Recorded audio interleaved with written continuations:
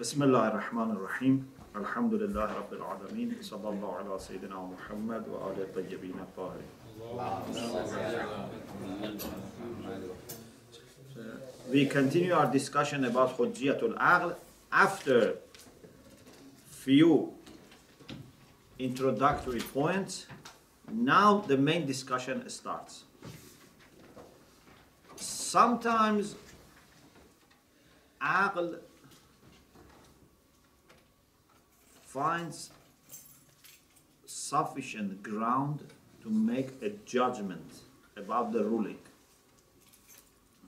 by considering the subject directly. For example, Aql says that adl is good, justice is good. And then he makes a judgment based on this.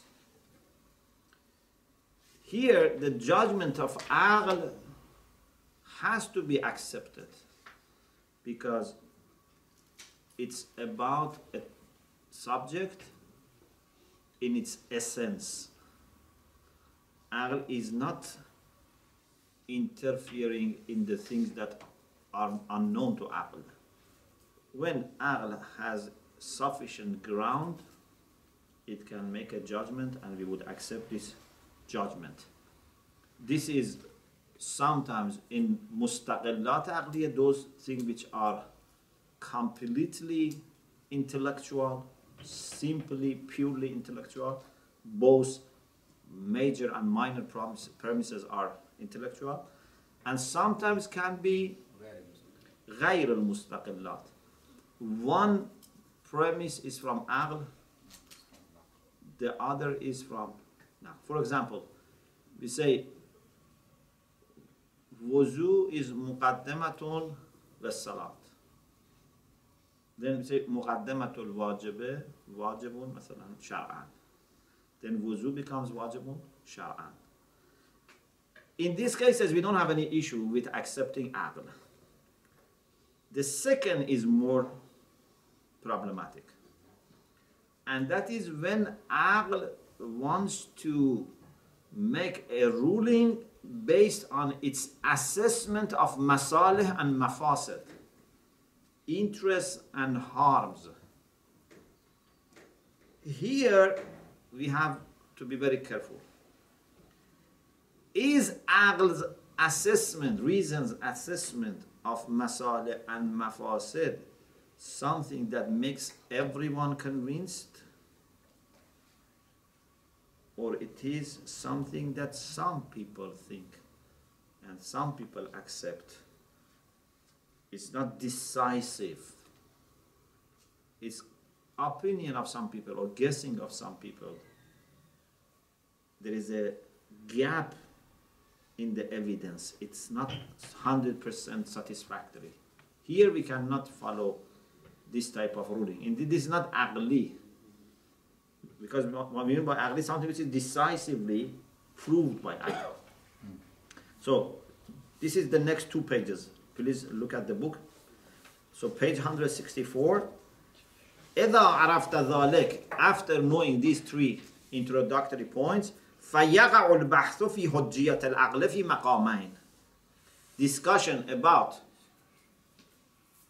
validity of aql and being a proof is coming in 2 parts. First, استكشاف حكم الشرع عند استقلاله بالحكم بالنظر إلى ذات الموضوع. بالنظر إلى ذات الموضوع is in contrast to بالنظر إلى المصالح والمفاسد. That comes later. When Aql focuses on the subject itself, Aql has enough ground, sufficient ground to make a judgment.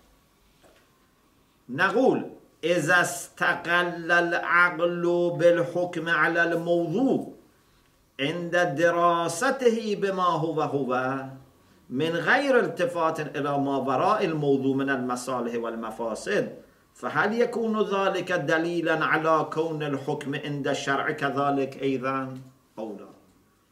The question is this: when aql is independently making a judgment about the subject, when considers that subject as such by itself, aql makes a judgment without considering interest and harm. Is this also a sign that this is also a judgment by aql and shar, or it is only aql, not shar? فذهب الأصوليون, علماء الأصول, scholars of Usul al-Fiqh, they said there is mulazama بين الحكمين, between hukm aqli, rational judgment, and hukm shari, religious judgment. There is mulazama, there is a kind of correlation. You remember قاعدة الملازمة: كلما حكم به العقل حكم به الشرع. Why? Because aql is making a general judgment. وما ذلك إلا لأن العقل يدرك حكما عاما غير مقيد بشيء. Aql is understanding something about a subject without having any modification, any condition. And Shari would never conflict aql. Aql is hujjatun. Yeah, as Imam Qasim alayhi salam said, إن لله تعالى على الناس حجتين حجة ظاهرة وهي الأنبياء والرسل والأئمة وحجة باطنة وهي العقل. Aql is hujjah. How can aql make a decisive judgment and we question it? You cannot say aql is making a judgment about outside Sharia. There is no such condition there. It's making a general judgment. Let us give you an example. مثلا إذا أدرك العقل حسن العدل فقد أدرك أنه حسن مطلقا. When aql says that justice is good, does it say justice in secular, for example, world, not religious world? Or it says justice everywhere is good? Is it clear? فقد أدرك أنه حسن مطلقا. Justice is good without any condition. سواء أكان الفاعل واجب الوجود أم ممكن الوجود، سواء أكان الفعل في الدنيا أم في الآخرة، سواء أكان مغرونا بالمصلحة أم لا. Whether the agent is God, necessary wujud means God, the necessary being, or contingent like us. It's in dunya happening or akhirah. It's with maslaha, with interest or without interest. Adl is always good from everyone. Is it clear?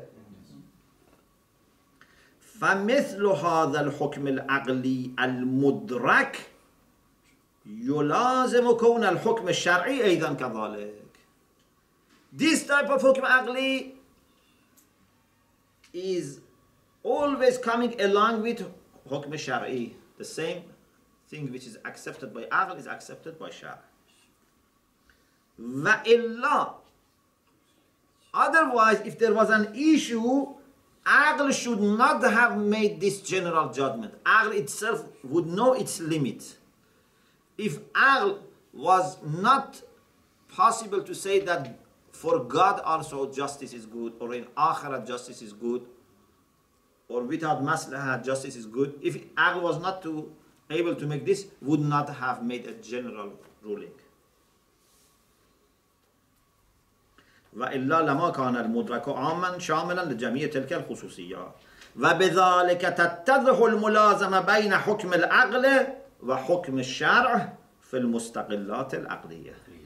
So, in مستقلات, in purely intellectual arguments, no problem.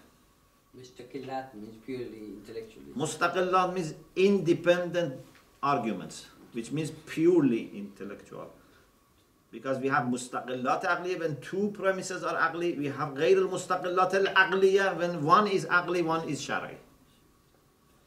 هذا كله في المستقلات العقلية.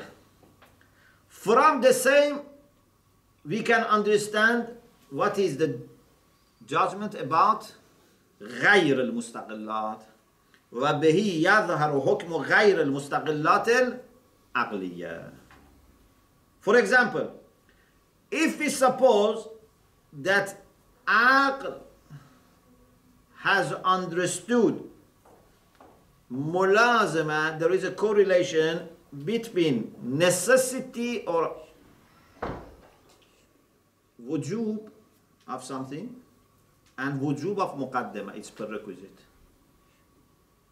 This premise is understood by aql, wujub al-muqaddama. Then from shar we understand something is muqaddama. Okay, both aql and shar would say that this muqaddama also is necessary. Suppose we accept wujub muqaddama.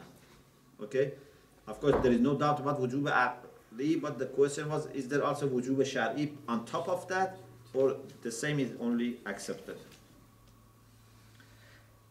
إذا فرضنا أن العقل أدرك الملازمة بين وجوب الشيء ووجوب مقدمته أو وجوب الشيء وحرمة ضده. If suppose in the discussion about ملازمات العقلي we accepted وجوب المقدمة, or we accepted that when something is wajib, its opposite is haram. Like for example, when tathir al-masjid is wajib, to say salat becomes haram. Suppose we accept this. This is aqli. Then what is muqaddama? We understand it from sharia. So one premise is taken from aql, one premise is taken from aql. But overall result is acceptable. يكشف ذلك أن الحكم عند الشرع كذلك. Why? لأن الحكم المدرك بالعقل حكم عام غير مقيد بشيء من القيود. What we understood by aql was not conditional, was not limited. Any type of muqaddama has this ruling. Okay, when you take it from shar, that this is muqaddama, the other premise, which is wujub muqaddama, is added to this, and the result is acceptable by both aql and shar. لأن الحكم المدرك بالعقل حكم عام غير مقيد بشيء من القيود. It's arm and it's not limited with any condition. فكما أن العقل يدرك الملازمة بين الأربعة والزوجية بلا قيد. In the same way that aql understand that to be four and to be even come together. Yeah, can you have 4 which is odd? No, 4 is even. There is mulazama. Does aql say this mulazama has condition? For example, in the east or in the west, in the today, or no, it's general. The same is here. When aql understands there is muqaddama and wajib, and there is mulazama between wujub muqaddama and wujub wajib, this is general. فيكون حكما صادقا في جميع الأزمان والأحوال, in all times and all conditions. فكذلك يدرك الملازمة بين الوجوبين أو بين الوجوب والحرمة. بين الوجوبين, what does it mean? وجوب الواجب ومقدمة الواجب. بين الوجوب والحرمة means وجوب شيء وحرمة ضده. وجوب شيء وحرمة ضده. Something is wajib, its opposite is haram. You remember, then opposite is opposite. Am and khas. Zaddul am, just not doing, or zaddul khas means to do something existentially different. فالقول بعدم كشف عن حكم الشارع كذلك ينافي إطلاق حكم العقل. وعدم تقيدش. If someone says we cannot understand from this religious ruling, this contradicts the fact that the judgment of aql is general. It's not conditional. Aql is making a general ruling. وبذلك يتضح أن ادعاء الملازمة بين حكم العقل وحكم الشرع يرجع إلى أن الحكم المدرك بالعقل حكم مطلق غير مقيد بشيء. So, when we say that there is correlation between judgment of aql and judgment of religion, this indeed goes back to a more underlying issue, and that is the judgment of aql has no condition. It applies to us, to God, to dunya, to akhirah, all the time. فَيَعُمُّ حُكْمَ الشَّارِعِ أَيْضًا. So it includes the ruling made by legislator as well. The second type that we have to discuss is when aql is not passing judgment on the subject as such. It's not focusing on a subject as such. Aql is assessing interests and harms. And based on assessment of interests and harms, wants to make a judgment. For example, aql wants to assess waqiyat, facts, and interest, and say, for example, inheritance of daughter should be how much? Interest of son should be how much? Interest of uncle, cousin should be how much? This is not something that aql can do. Because aql cannot have comprehensive view of all the interests and harms.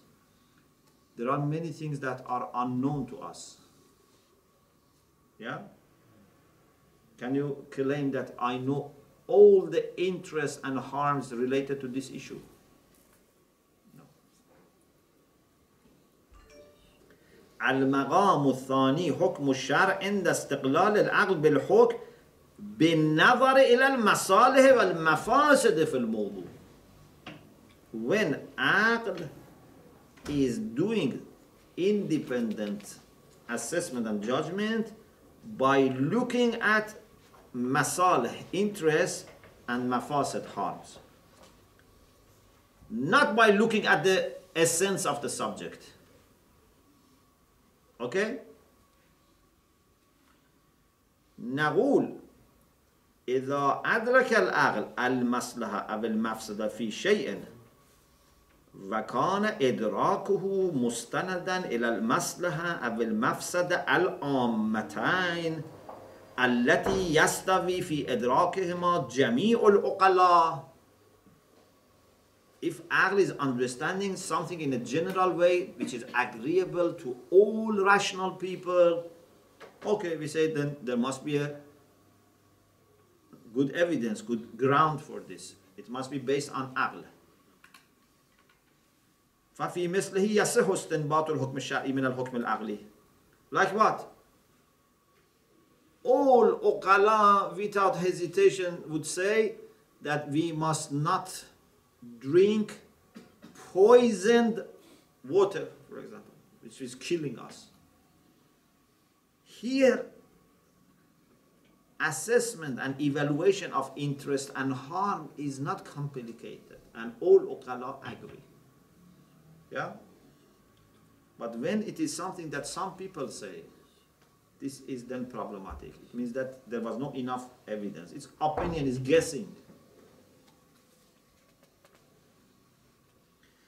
كاللزوم الاجتناب عن السم المهلك or ضرورة إقامة الحكومة.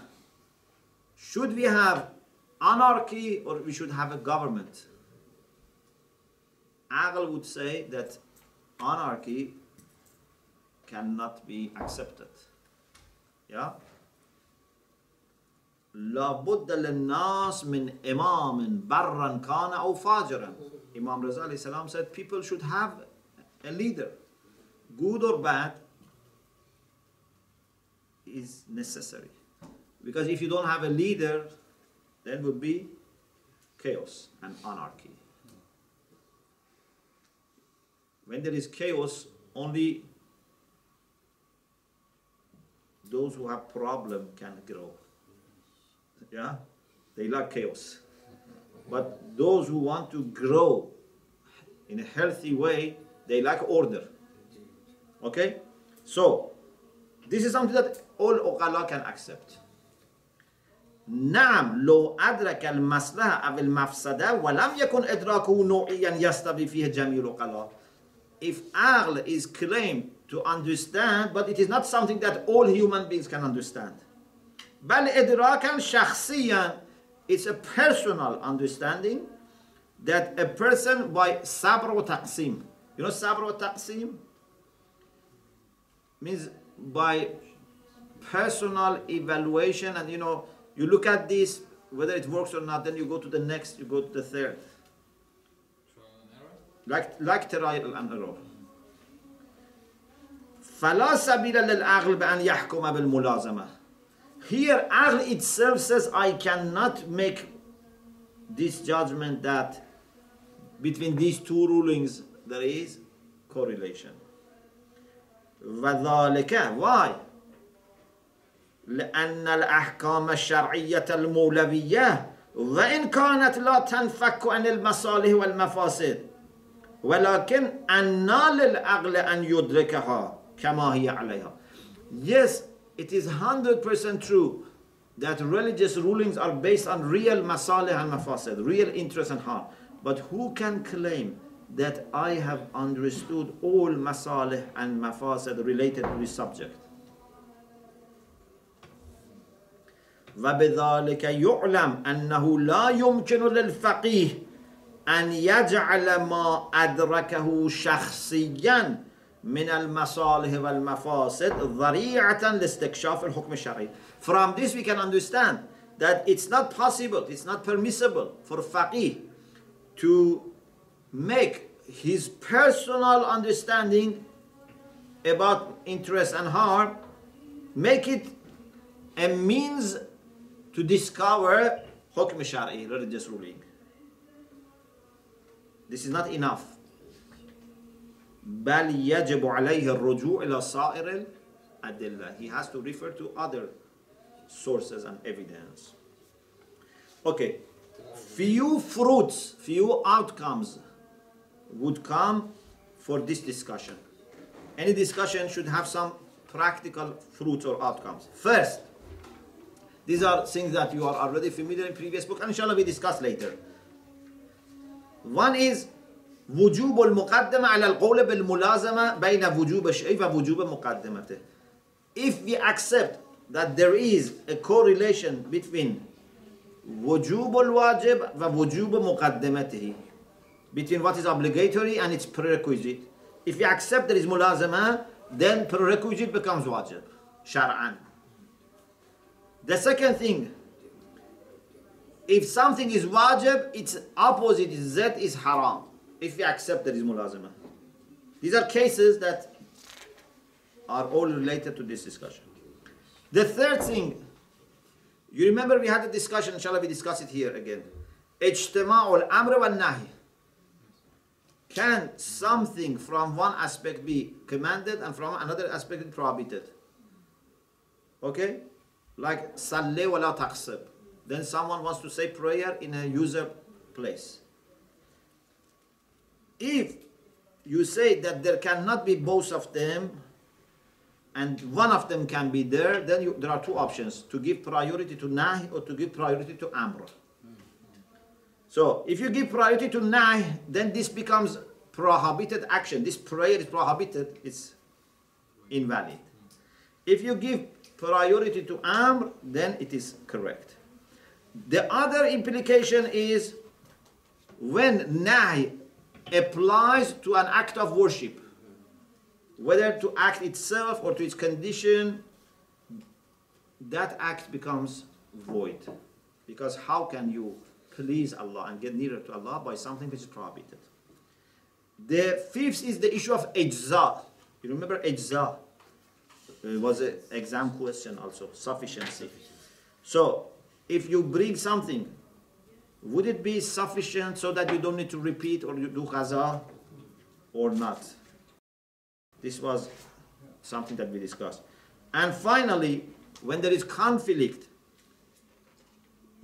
do we need to give priority to one which is more important or not? تقديم الأهم على المهم. There are two things. Both of them are wajib, but one of them is more important. We have to give priority. Or for example, is wajib and haram. Which one is more important? Saving innocent life or not entering to someone's property without consent? So you have to find which one is the one that legislator has more concern for. So these are 6 issues that are all related to rational judgment and to the role of intellect in fiqh. Inshallah, we discuss them in future. Alhamdulillah Rabbil Alamin.